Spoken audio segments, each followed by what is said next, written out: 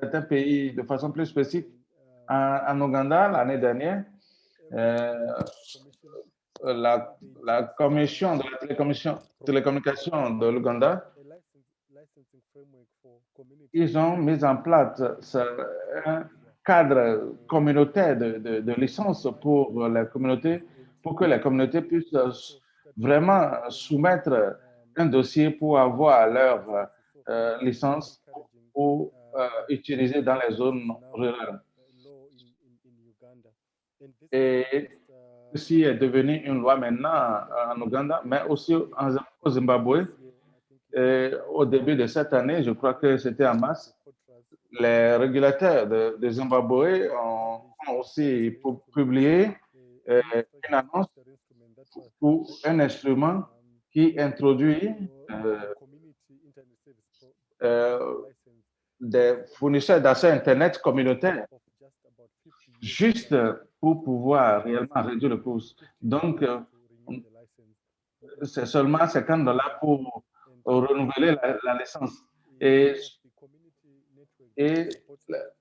la communauté qui a été appuyée et a été officiellement lancée par le ministre de la Télécommunication juste, je crois que le mois dernier. C'est vraiment important et cela est profitable pour la communication en Afrique. Nous comprenons et nous savons que le Kenya, il y a quelques mois, en mai, ils ont aussi invité les organisations de la société civile et pour pouvoir réellement réfléchir sur comment on peut avoir des licences communautaires pour fournir l'accès à l'Internet à toute la population locale. Donc, nous avons aussi un message qui vient de Kenya qui montre que même si le Kenya est presque connecté à près de 80% de sa population, ils ont réfléchi à une alternative qui pourrait aider leur population par rapport à l'accès à l'Internet. Je crois que cela est une sorte de motivation et cela va améliorer nos discussions par rapport aux licences qu'on peut octroyer aux communautés et pour pouvoir lever les obstacles qui empêchent les communautés rurales à pouvoir avoir accès à l'Internet. Merci beaucoup pour cette présentation. J'aimerais appeler maintenant Monsieur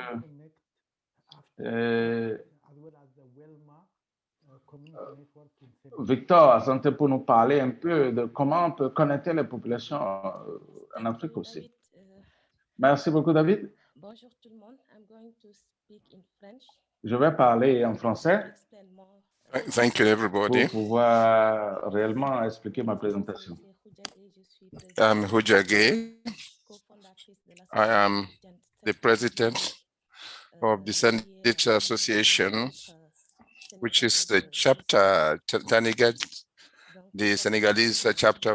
De nous avoir donné cette opportunité-là de participer à ce panel, ainsi que tous les organisateurs du West Africa IGF. Donc, je remercie tous les organisateurs et je dis bonjour à tous les participants.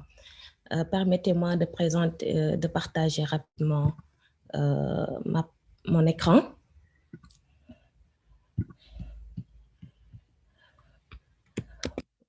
Voilà, est-ce que tout le monde voit mon écran? Oui. Ok. Merci. Un moment, je passe en mode diapo.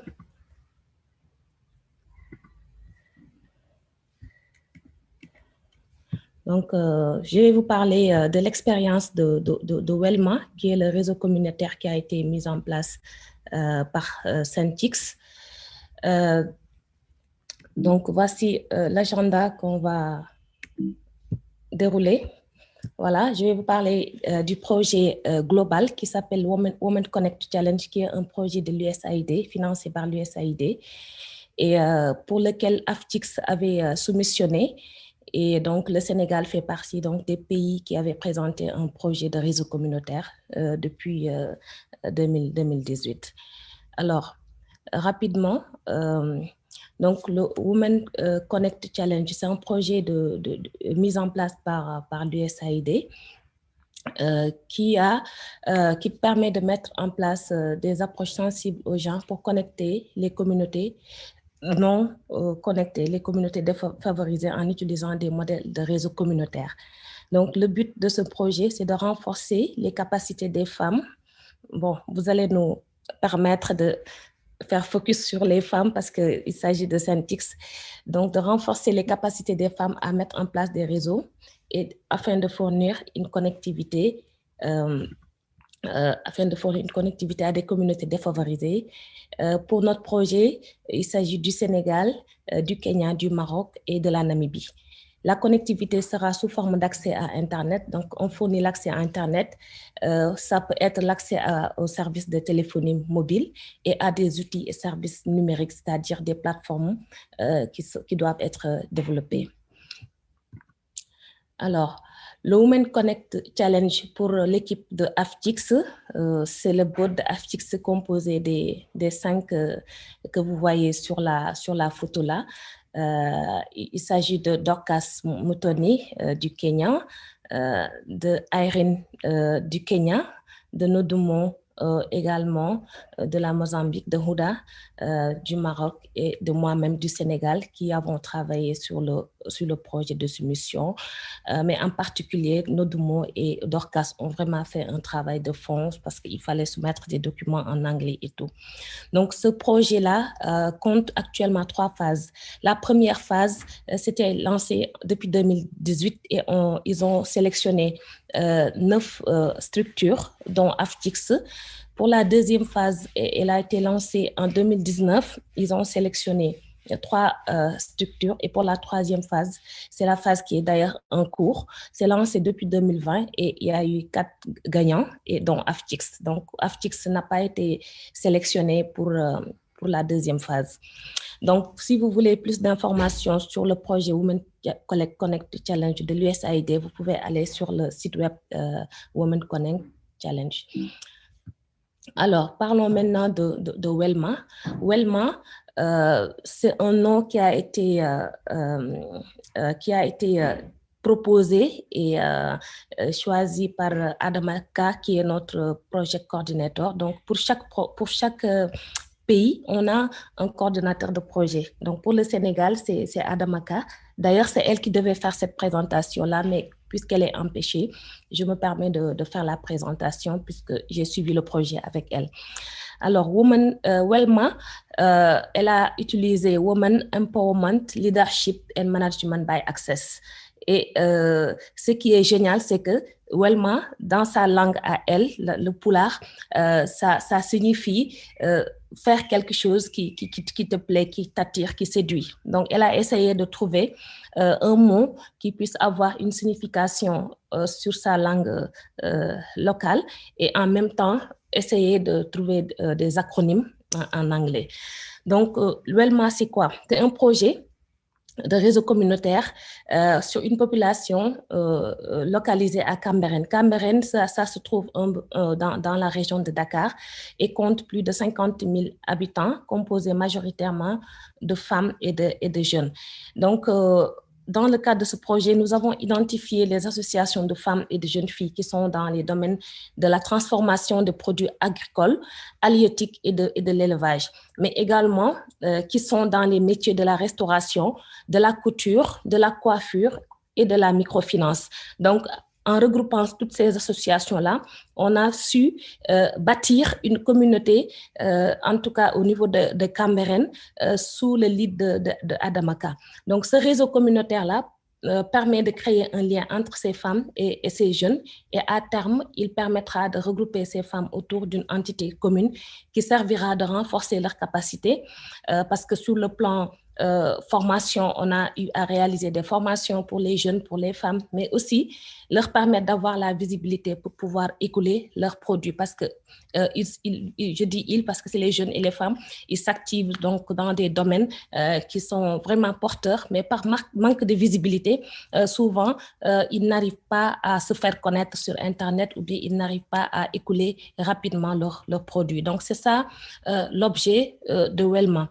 Alors, les objectifs maintenant de Welma, c'est de bâtir un réseau communautaire durable, d'accord, et d'avoir une communauté engagée, mais aussi formée sur les outils Internet, de créer des opportunités d'affaires en étant connectés sur Internet, d'avoir une communauté de femmes capables d'apprendre en ligne et d'améliorer ses compétences en entrepreneuriat et dans l'employabilité. Donc, ce réseau communautaire-là aussi permet un changement des normes sociales liées aux gens et une meilleure utilisation des outils numériques. Parce qu'on a vu au début du projet, il y en a qui n'avaient jamais pu manipuler l'ordinateur, mais avec les formations des jeunes et il y a beaucoup de femmes, on voyait même dans le groupe des femmes qui étaient avec leurs propres enfants et donc ça créait tout un engouement de toute une communauté. Alors, la méthodologie qui a été adoptée pour la mise en place de ce réseau-là, c'était d'identifier les problèmes liés à la communauté de Welma en termes d'écoulement de produits, en termes de business model, par exemple, et de voir en quoi les TIC peuvent apporter une solution. Donc, ça cadre parfaitement avec les missions de Centix qui visent donc à accompagner les femmes à mieux valoriser leur travail, à mieux faire leur carrière en utilisant le numérique. Donc, au niveau, on a eu quand même des contraintes, je vais en parler tout à l'heure. On a eu à faire l'évaluation des ressources humaines. Donc, parmi les jeunes, on a pu identifier certains selon leur formation parce qu'on ne voulait pas prendre un prestataire qui viendrait réaliser le réseau, mais au sein de la communauté, on a pu avoir des jeunes engagés qu'on a formés et sous la direction de Adamaka, appuyé par Fanta Bouba ou moi-même, on a pu faire des formations pour encadrer ces jeunes-là sur le plan de la formation technique et on a pu définir la liste des besoins dont on a besoin pour la mise en place du projet. Mais également, ce projet nous a permis d'en connaître davantage sur le concept de réseau communautaire parce que c'est un concept quand même qui était nouveau pour nous et donc d'apprendre les meilleures pratiques en matière de gestion de réseau communautaire avec donc l'appui de Aftix. Donc, pour ce qui concerne les réalisations, nous avons lancé le réseau Welma le 6 novembre 2019 avec la consultante de l'USAID, Révi, qui a fait le déplacement sur Dakar. Et donc, sur ce slide-là, vous voyez le réseau qui a été conçu et qui devait interconnecter les 3 sites avec le nœud principal qui est logé au niveau du centre social. Mais faute de moyens, je vais y revenir tout à l'heure, ce réseau-là n'a pas été intégralement réalisé. C'est uniquement le cœur du réseau et l'accès Internet qui a été réalisé lors du lancement. Et il fallait donc chercher des partenaires pour pouvoir compléter le schéma global. Donc là, quelques images qui sont beaucoup plus parlantes. Il y a Adamaka, notre project lead, qui vraiment n'a pas hésité à monter sur les terrasses, à faire la connexion, accompagné des jeunes du quartier. Et sur la photo qui est plus en bas, il y a Révi qui a fait le tour donc, du quartier, a rencontré les femmes qui s'activent dans le domaine des produits halieutiques. Toujours au niveau des réalisations, on a installé un réseau communautaire de 40 mégas avec une antenne Wi-Fi omnidirectionnelle qui diffuse sur 300 mètres sur le site principal. On a effectué des sessions de formation technique pilotées par Fanta Bouba, par Adamaka et moi-même pour encadrer ces jeunes-là, leur capacité un peu pour pouvoir gérer eux-mêmes le réseau parce que Centix n'était pas là pour faire la gestion du réseau, mais pour encadrer la communauté à pouvoir voler de ses propres ailes. On a formé les femmes donc, et les jeunes de la communauté dans les techniques de vente en ligne en utilisant les réseaux sociaux.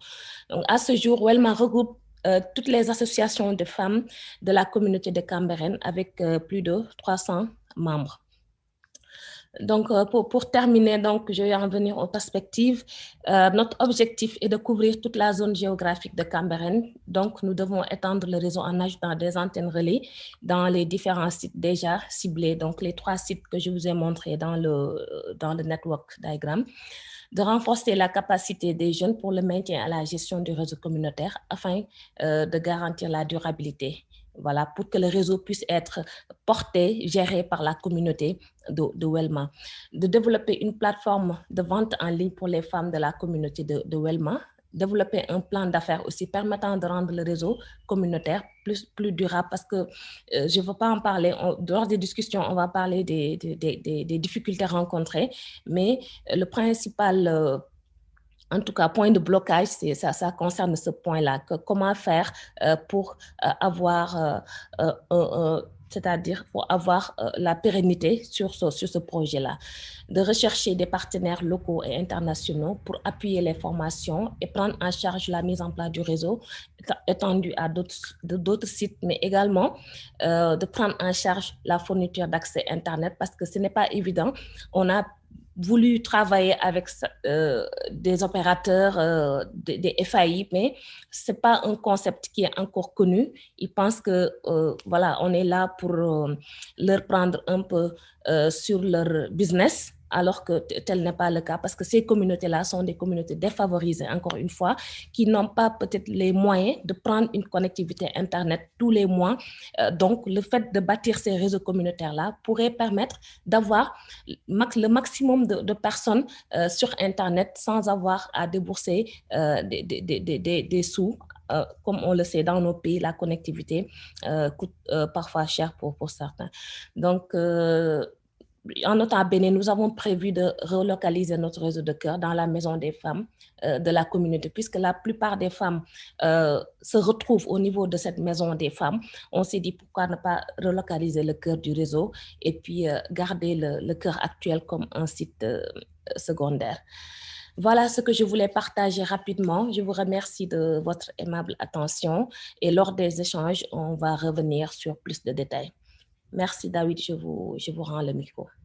Merci beaucoup Roudiard pour cette présentation très intéressante sur Women Connect, mais aussi sur Welma. Je pense que c'est très utile pour les participants de savoir le chemin que vous avez suivi pour arriver à ce point. Et je pense que c'est important aussi de savoir que les réseaux communautaires peuvent s'adapter un peu aux besoins locaux. Donc, dans ce cas, c'est des communautés essentiellement de femmes et de jeunes. Et nous allons voir dans d'autres situations, c'est différent. Et un peu c'est ça qui est très attractif avec les réseaux communautaires. Now I would like to invite. Je vais maintenant inviter M. Atamte pour qu'il puisse nous parler un tout petit peu de son expérience au Ghana et aussi dans d'autres pays ouest-africains et aussi de ce qu'ils ont pu en fait réaliser ou essayer de réaliser pour en fait créer ce réseau au Ghana.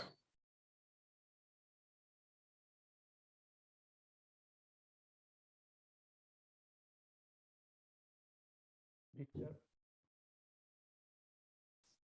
we can't hear you in case you're speaking.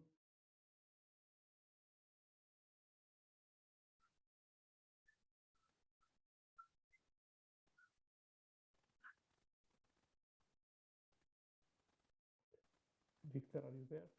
Victor, est-ce que vous êtes là?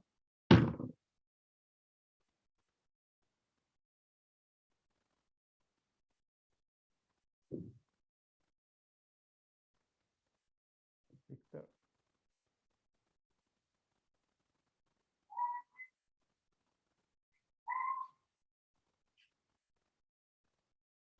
Hello? Hello? Victor? Can you hear me, David? Yes, now we can hear you. Oh, so sorry about that. Okay. Yes. Yes.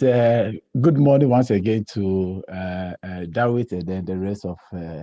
Bonjour à tous et à toutes. Merci à tous les panélistes. Community networks, as properly defined by.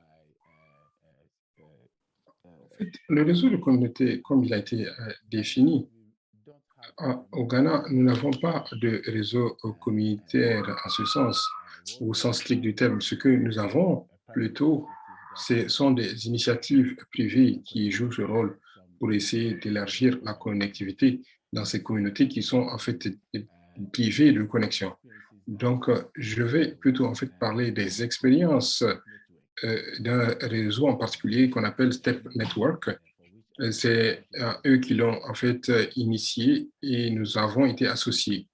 Et donc, déjà, en fait, comme préface de la présentation, nous allons voir ce que Step Network a fait et aussi l'idée derrière le mouvement, de ce qu'ils essaient d'atteindre et les domaines de projet, de l'architecture technique qui soutient le projet et aussi les réalisations. Et ensuite, nous allons répondre aux questions qui seront posées. Le réseau, en fait, c'est un réseau presque communautaire. Et il a été en fait lancé en février de cette année. Et comme je l'ai dit, en fait, c'est une initiative privée pour pouvoir en fait donner de la connectivité à une zone qui a peu ou pas de connectivité.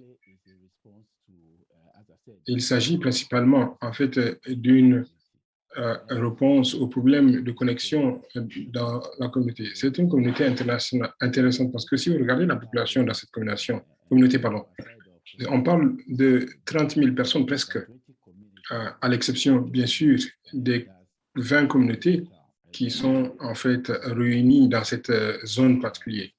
Donc en fait, c'est une zone qui est suffisamment peuplée pour avoir ou attirer l'attention des compagnies de télécommunications. Et il est important également de rappeler que la connectivité dans cette zone n'est pas aussi bonne que vous pouvez peut-être l'espérer. Et donc, comme je l'ai dit, en fait, ces photos vous donnent une idée de la nature de l'accès, de la connexion que les gens ont à gauche, par exemple. Vous voyez quelqu'un qui a accroché son téléphone à la tente pour pouvoir avoir accès au réseau. Et je ne pense pas que vous voudriez en fait avoir de la connectivité de cette manière. En fait, il y a tellement de communication, de connectivité qui peut être accessible. Et ensuite, lorsque vous regardez la deuxième image également, en fait, c'est une image qui a été prise en fait dans une des maisons. En fait, il est en train d'accrocher son téléphone à la porte. Et en fait, dans toute la maison, c'est le seul endroit où en fait la personne peut en fait mettre son téléphone et avoir un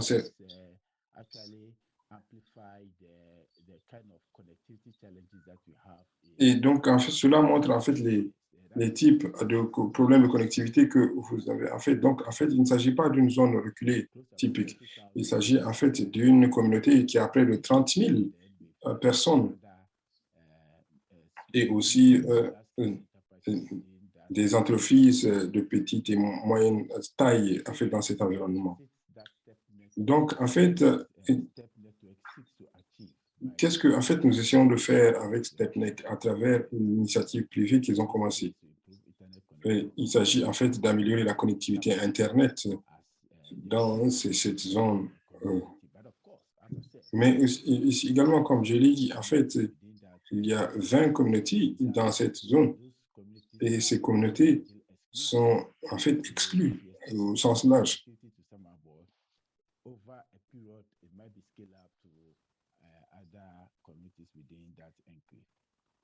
then again, it's digital literacy skills. I mean, your Ensuite, nous apprécions le fait que en fait, vous ne pouvez pas avoir, il n'y a pas de connexion et access connectivity. So basically, digital literacy skills are critical to ensure that there's an uptick in digital usage. Donc, il faudrait peut-être assurer qu'il y ait en fait un aspect. Donc, en fait, un autre travail de l'initiative, c'est de fournir en fait des systèmes d'apprentissage. Comme vous l'avez dit, en fait, la pandémie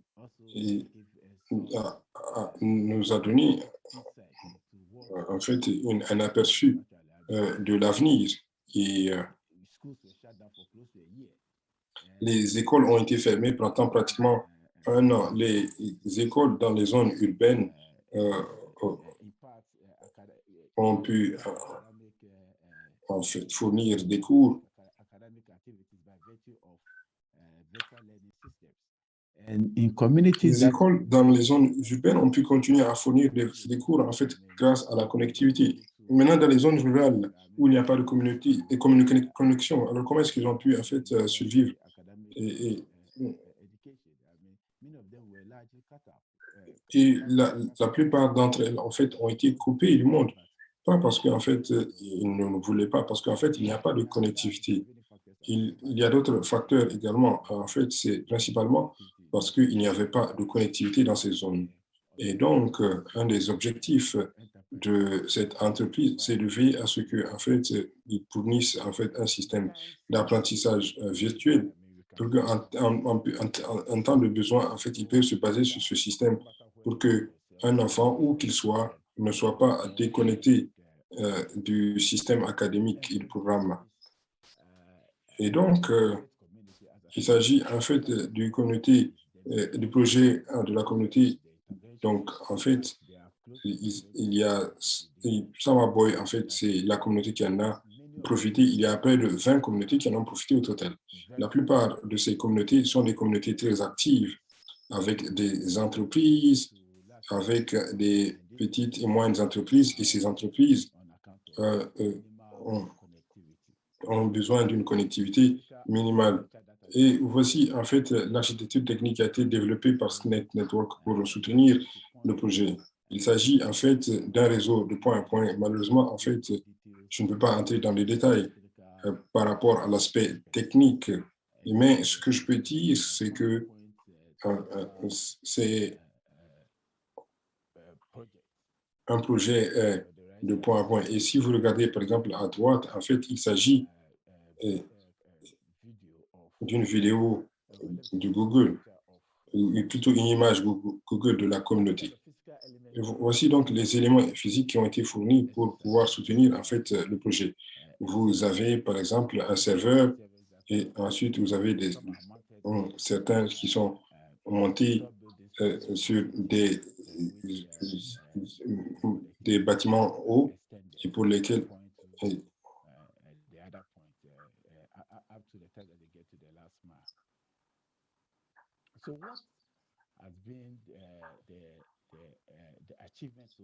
donc, quel a été en fait le succès jusque-là? Je voudrais souligner que en fait, depuis que en fait StepNoc, communauté de réseau, a commencé ce travail, en fait, il s'agit d'un projet d'essai et donc pour l'instant, en fait, la connectivité est offerte, mais ce n'est pas encore commercial, mais c'est toujours en phase d'essai pour vérifier si en fait les éléments techniques qui ont été fournis pourraient peut-être remplir ou répondre à la demande.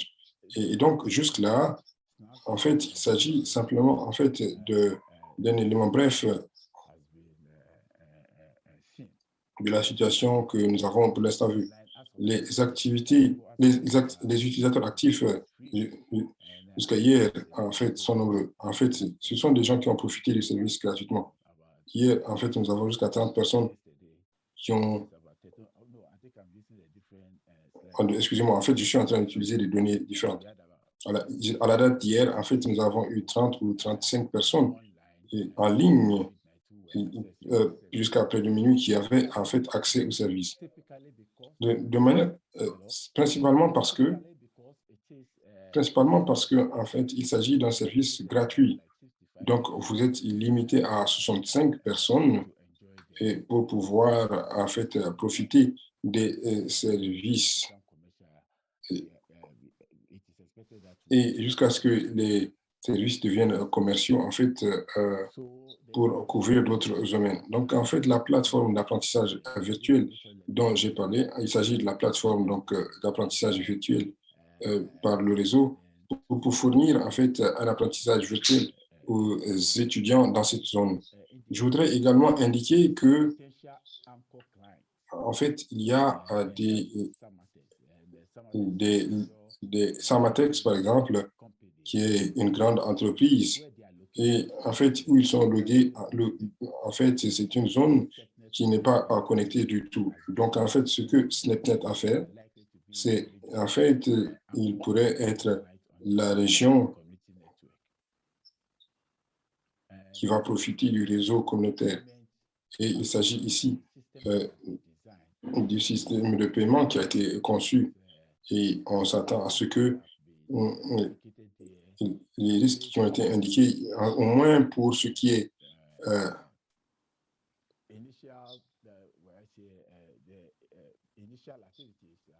des activités initiales, voici en fait ce à quoi les gens, en fait, le coût de la bande passante pour les services.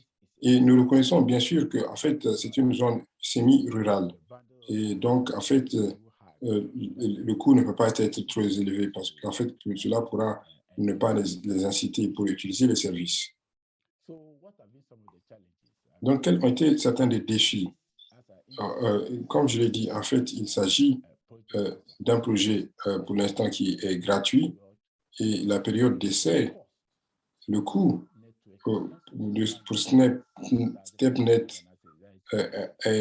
pour la bande passante est de 3500, c'est presque 500 $ en fait. Et vous pouvez imaginer que en fait, c'est partagé par un certain nombre d'utilisateurs. Donc, si on va parler de connectivité importante, alors essentiellement, il va falloir en fait augmenter cette bande passante. Mais encore une fois, le problème, en fait, c'est la question du coût. Donc,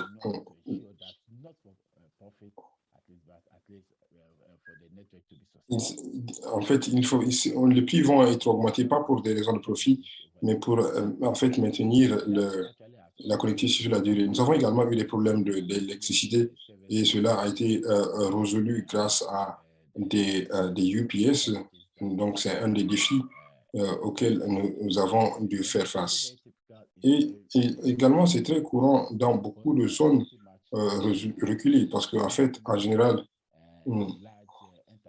en fait, il n'y a pas de grandes entreprises dans ces zones.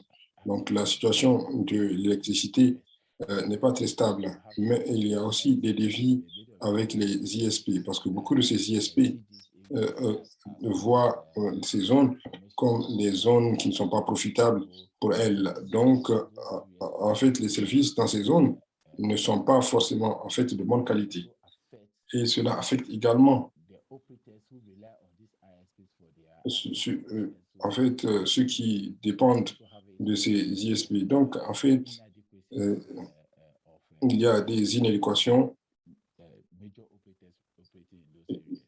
des différents des principaux opérateurs qui opèrent dans ces zones.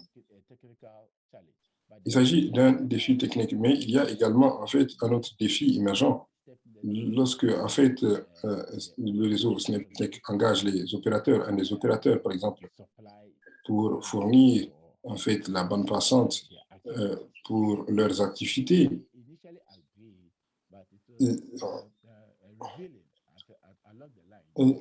en fait, ils sont d'accord, mais ils sont d'accord sur...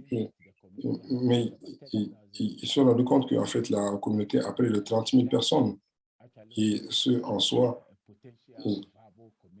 c'est une communauté viable. Mais la raison pour laquelle ils n'ont pas déployé dans cette communauté, donc lorsqu'ils se sont rendus compte qu'en fait, Snap Network allait acheter des bandes passantes pour eux, donc c'est devenu en fait un défi. Donc en fait,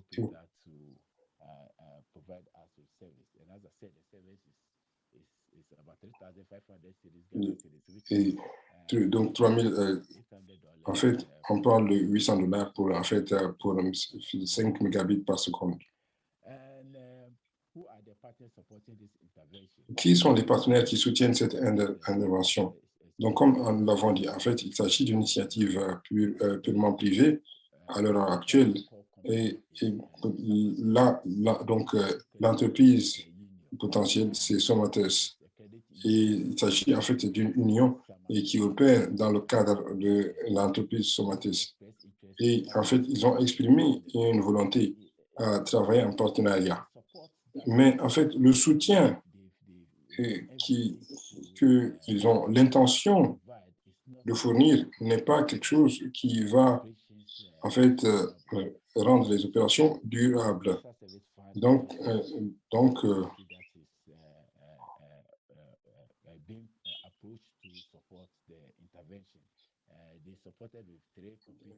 ils ont par exemple apporté un soutien de trois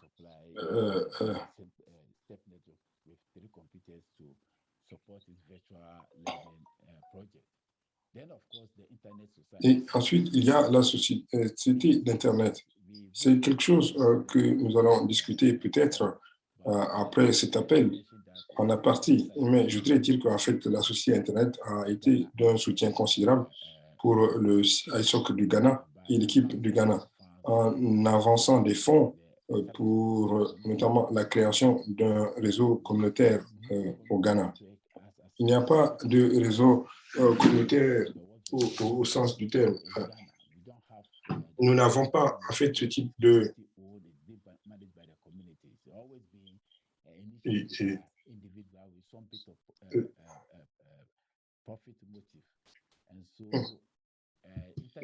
Et donc, en fait, la société d'Internet a accepté de soutenir, en fait, pour veiller à ce qu'en fait, il y ait la création d'un réseau communautaire au Ghana. Ensuite, le soutien a été principalement, en fait, du plaidoyer et aussi l'engagement des parties prenantes. Mais en fait, peut-être que nous allons engager, en fait,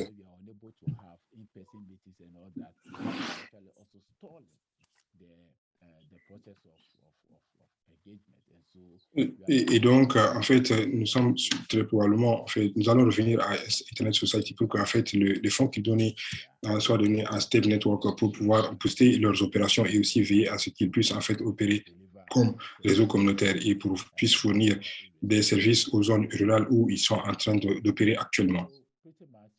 Donc, voici, c'est la fin de ma présentation. Et comme je l'ai toujours dit, en fait, avec ce diapo,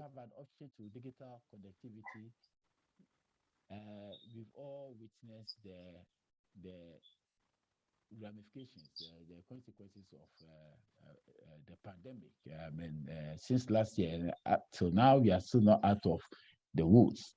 But the way forward is for us to go digital. I mean, we can nous voudrions passer en fait au numérique. Et au-delà de cet aspect, en fait, c'est à travers la numérisation que nous pouvons en fait surmonter la pandémie. Et donc, en fait, pour nous, la solution, c'est que nous n'avons pas ce luxe pour, en fait, nous baser sur toute autre chose que, à part veiller que, en fait, toutes les communautés puissent être connectées de manière adéquate.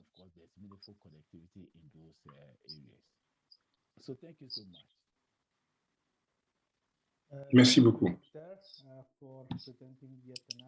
Merci beaucoup, Victor, pour la présentation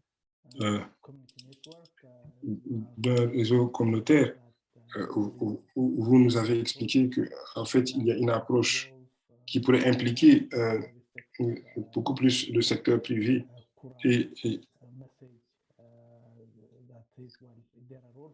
Donc,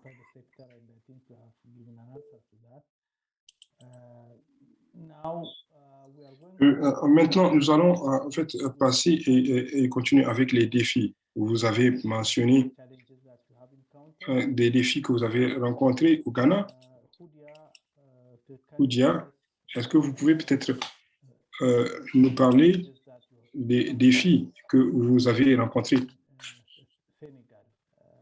Oudia, vous avez un peu mentionné les problèmes que vous avez eus, mais je pense que vous pouvez encore élaborer un petit peu en quelques minutes parce qu'on n'a pas beaucoup de temps.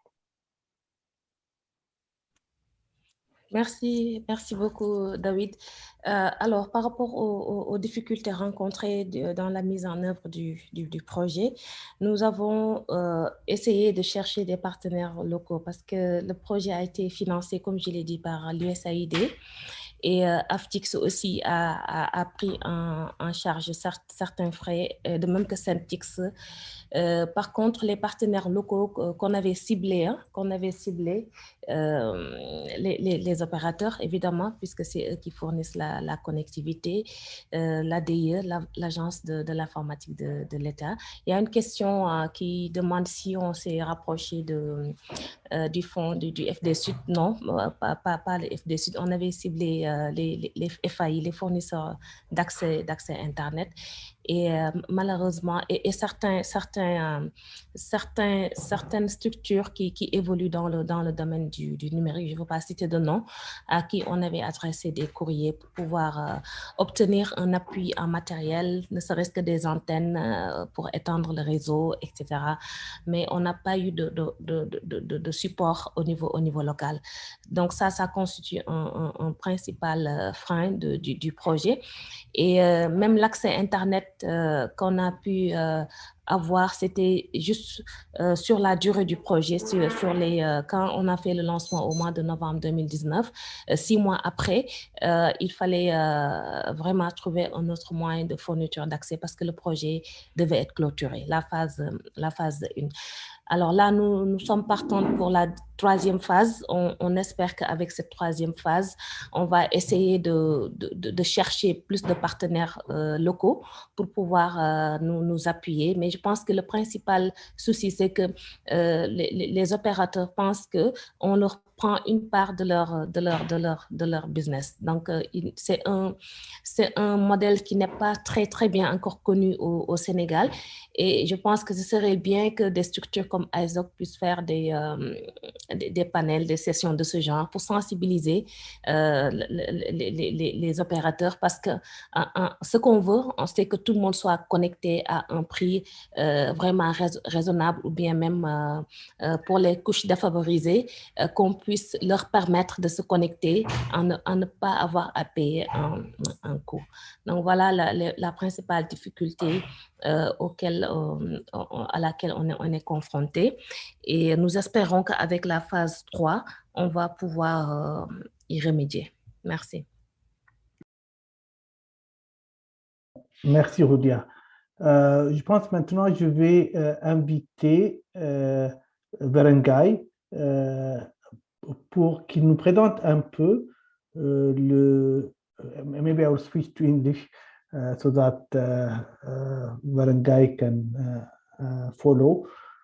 So Berengaï can talk now about the ISOC Community Network Handbook that is under development, that tries to present the kind of challenges that you have mentioned, as well as what needs to be done in order to overcome those challenges.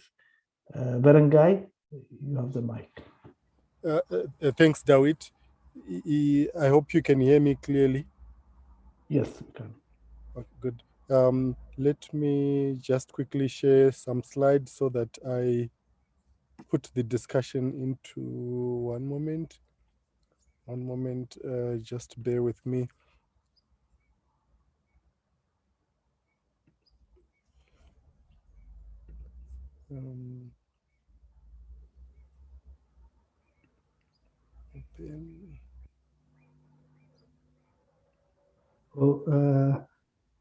There is someone who's telling that the translation is not working, and I guess it's from French to English.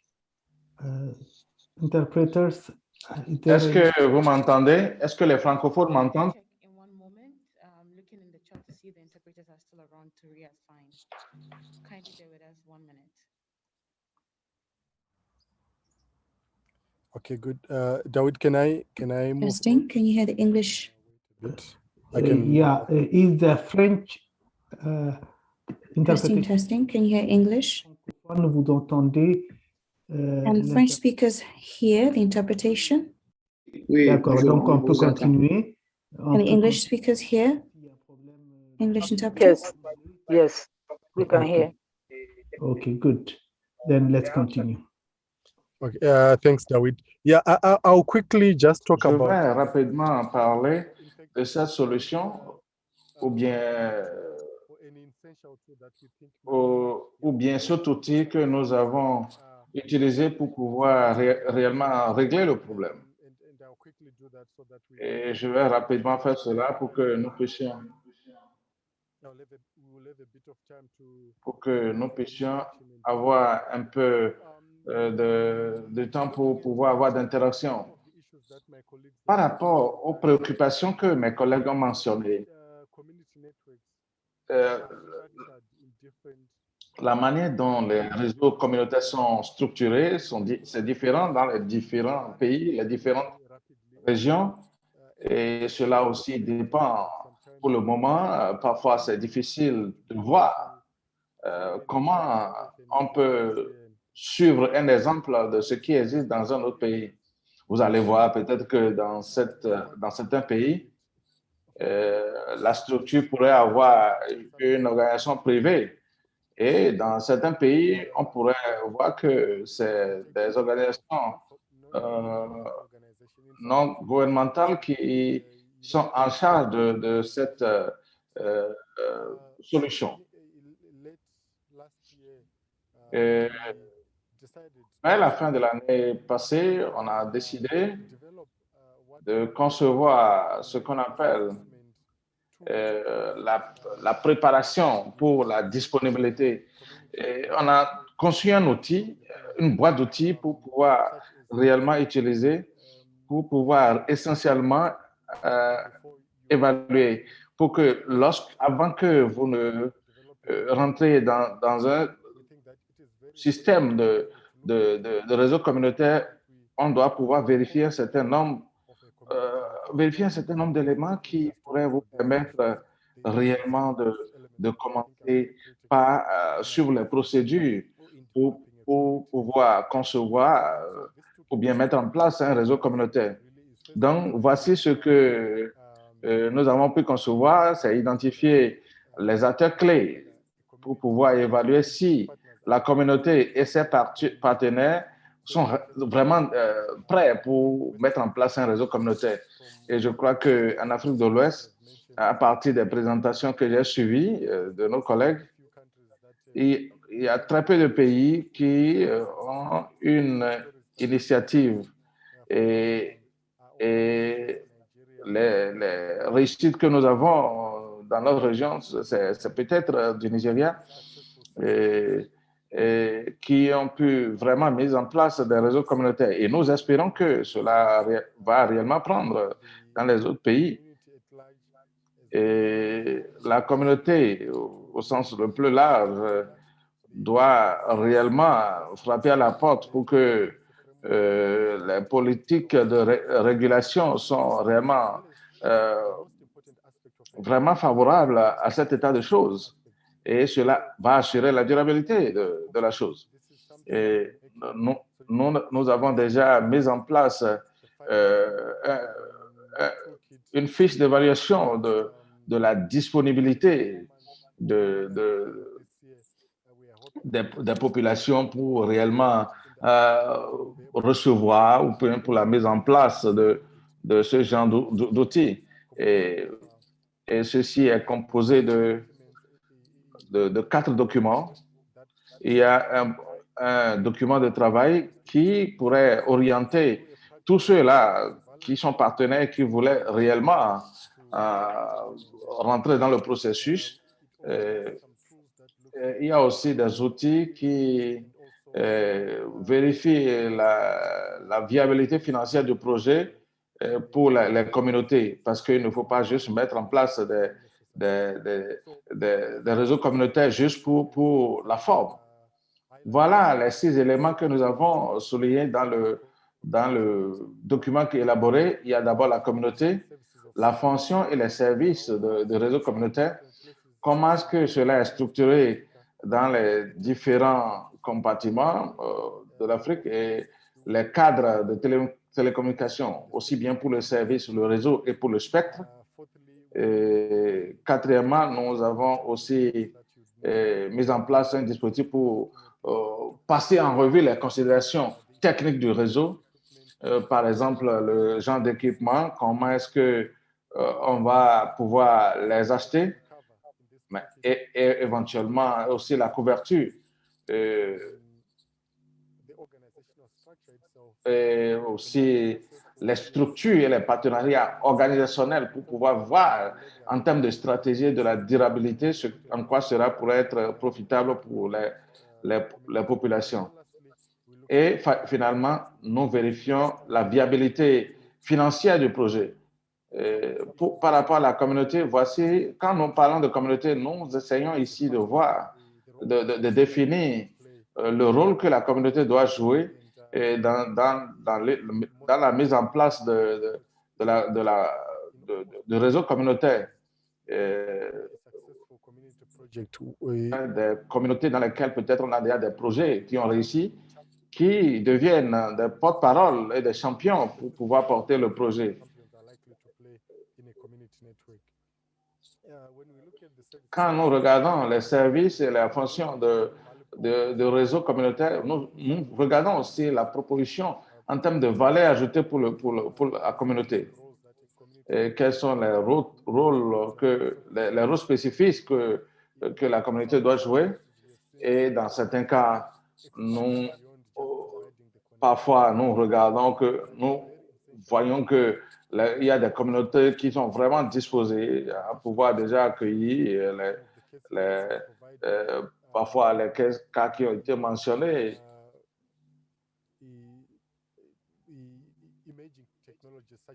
Et aussi pour les technologies émergentes, par exemple les services d'appui aussi bien pour l'agriculture ou bien des services de santé.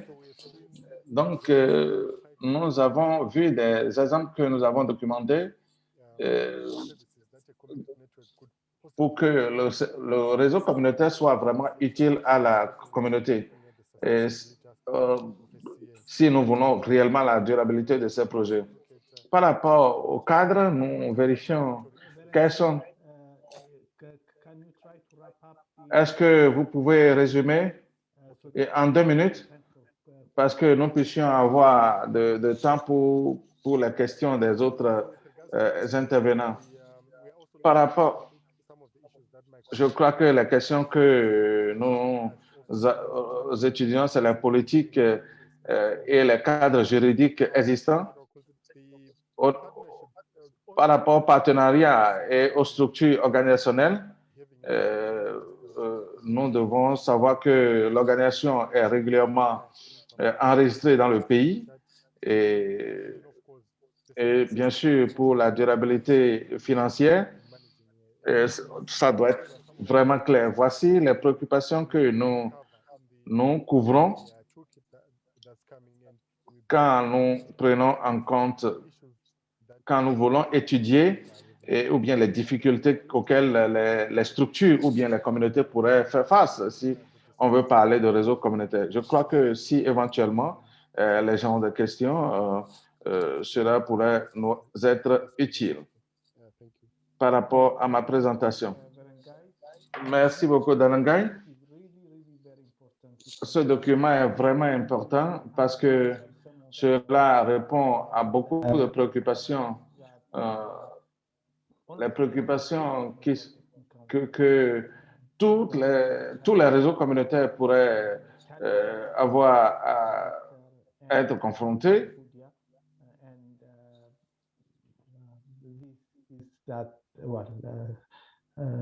These problems occur. Et ces problèmes interviennent pas seulement de façon isolée, et j'ai l'espoir que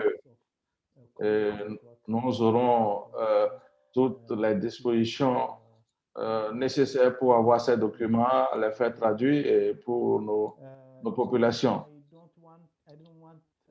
Je ne veux pas vous arrêter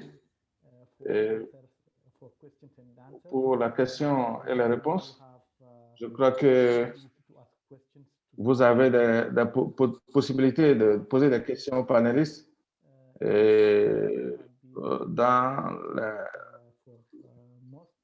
dans la boîte de questions-réponses. Je crois que vous pouvez directement poser vos questions dans la boîte des questions et réponses. S'il vous plaît, si vous voulez poser des questions, vous pouvez lever votre main. Vous pouvez aller aux réactions et lever vos mains, s'il vous plaît.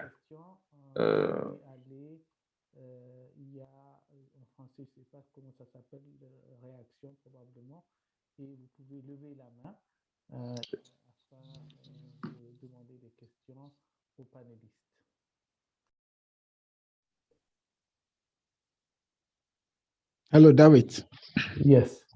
Yeah, this is Victor. Yes, Victor. Yes. First, let me commend your team for this excellent work in respect of the toolkit. I mean, it is something that will go a long way to solidify the implementation and the running of community networks across Africa. My only concern, and I've not seen the document, so I don't know whether it's been addressed. But if you look at East Africa, where community networks are actually fairly grounded, and if you compare that with West Africa, you realize that we have not been able to come up with CNs for whatever reasons we are yet to fully understand. I want to find out whether the option of a private partner, a public-private partnership model is also considered under this toolkit, because if you look at what, for example, Step Network is doing, I mean, and this is something that a private person realized that there is need in the community, and waiting for government and waiting for telecom operators to advance connectivity in those areas are not forthcoming. And so if that initiative is done, how is the toolkit and then ISOC in general able to accommodate that in this community, in this assistance to community networks? Oui, je peux te rappeler, je suis en réunion. Merci beaucoup, Victor. Je crois que... Ah bon? Est-ce que les francophones m'écoutent? Les francophones, vous m'entendez?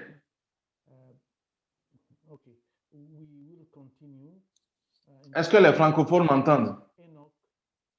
Maintenant, oui, nous avons... on vous attend. Yeah. OK, d'accord. Okay, thank you very much. Please, my question is on... Merci beaucoup. Ma question est sur la plupart des réseaux communautaires mis en place ne sont pas encore, parce que dans les pays où nous parlons, on n'a pas encore beaucoup plus de réseaux privés là. Comment est-ce que cela a été possible? Quand, par exemple, lorsque nous avons une couverture de GSM dans des endroits où on doit installer les réseaux communautaires, comment cela se passe?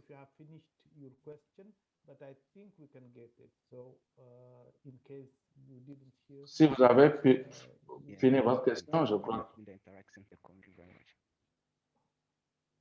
quelle est l'interaction qui existe entre les différents partenaires? Et donc, je crois que nous avons reçu votre question et c'est une question très importante et intéressante.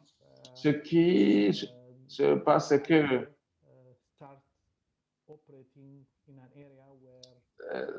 quand vous avez posé la question de savoir est-ce qu'on peut, quelles sont les relations qui existent entre les réseaux communautaires lorsqu'on a des GSM qui couvrent une zone. Oui, je peux donner des exemples de ce qui se passe au cas où on a des zones rurales où nous avons des réseaux qui couvrent la zone. Nous avons vu que il y a de grands opérateurs qui travaillent au niveau des communautés et qui travaillent. Ce qu'ils font, c'est, par exemple, pour le Zimbabwe ou bien pour le Kenya ou bien au Ouganda, ils fournissent l'accès Internet principal par fibre. Si ce n'est pas fibre, peut-être pour une petite ville, mais à partir de cette petite ville, c'est à partir de là que les villes pourraient porter la connexion, utiliser la technologie pour pouvoir atteindre ces zones. Pour que, dans la plupart des cas, je crois que c'est un partenariat gagnant-gagnant.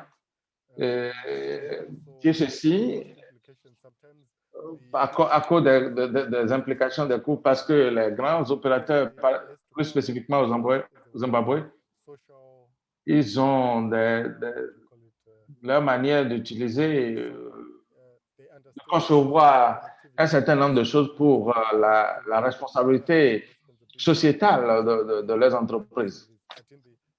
Mais de la même manière, il y a aussi l'aspect qui concerne les coûts, qui les intéresse parce que c'est communautaire.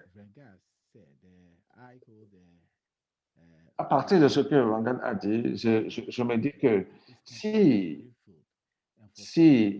une zone est considérée comme isolée et que pendant des années, on n'a pas de connectivité, et vous avez un réseau communautaire qui prend tous les risques pour aller s'installer, est-ce que c'est possible que vous ayez des questions de politique où ces zones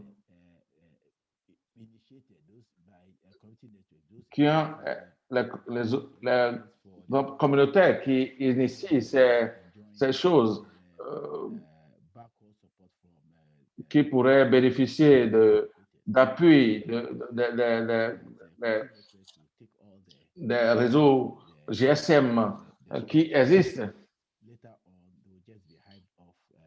puisque essentiellement, ils sont vraiment préoccupés par ce qui pourrait les aider.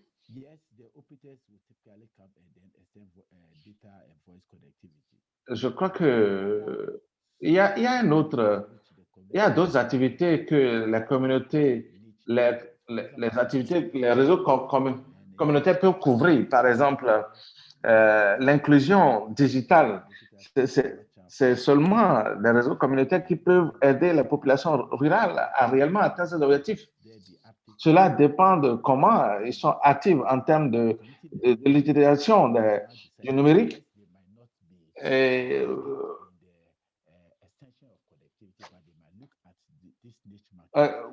parce que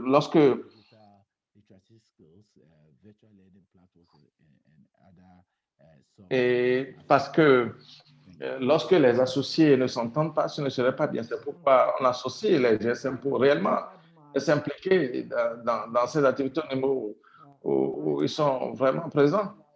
Je crois que nous avons des zones, par exemple, où quand vous avez de petites boutiques dans des zones, vous avez,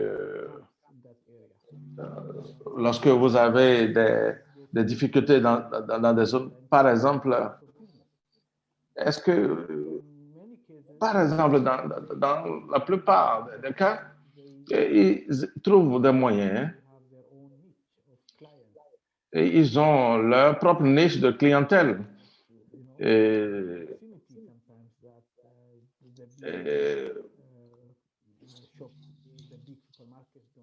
par exemple, ils ont leur disposition des produits que les grands supermarchés n'ont pas. Dans la plupart des cas, je crois que nous n'avons pas suffisamment d'expérience pour dire si cela s'est déjà passé et pour que dans des cas où on a des conflits, cela puisse se résoudre facilement. Je crois que j'ai vu des gens qui ont été vraiment actifs dans la boîte de discussion. Est-ce que les points d'accès à Internet peuvent être un appui pour la communauté? Oui, c'est vraiment important parce que cela va réduire le coût de l'Internet pour la population. Et les expériences que nous avons, cela va améliorer l'installation des réseaux communautaires en Afrique et surtout en Afrique de l'Ouest. Peut-être je vais m'en arrêter ici parce que nous devons avoir une autre session où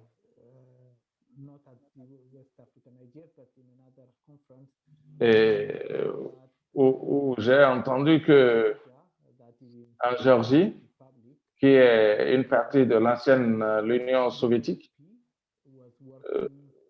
il y a une ISP qui travaillait pour appuyer les réseaux communautaires.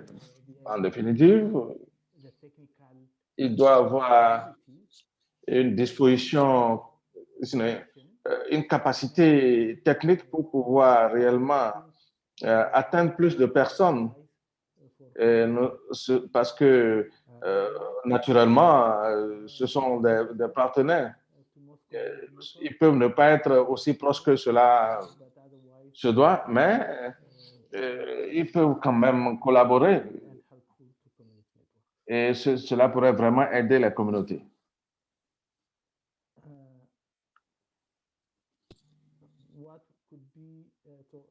Qu'est-ce qui serait? Monsieur Victor, vous avez la parole. Well, I'm also looking at the potential applications for. J'ai aussi regardé la survie des réseaux communautaires, là où les GSM existent et les stratégies comme qu'est-ce qui pourrait être l'impact potentiel des différentes personnes impliquées, que ce soit les réseaux GSM privés ou bien les réseaux communautaires. Je crois que la Commission a aussi un rôle majeur à jouer dans l'élaboration des stratégies de transformation digitale parce que vous ne pouvez pas parler de transformation sans avoir les gens en ligne. Je crois que la Commission a un rôle à jouer dans un avenir proche. Je crois que nous sommes déjà presque à la fin de notre session. Les organisateurs voudraient bien dire quelques mots.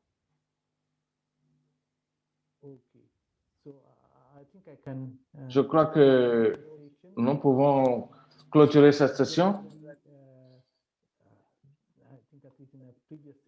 Je crois que dans la session précédente, il faudrait bien avoir les photos des panélistes.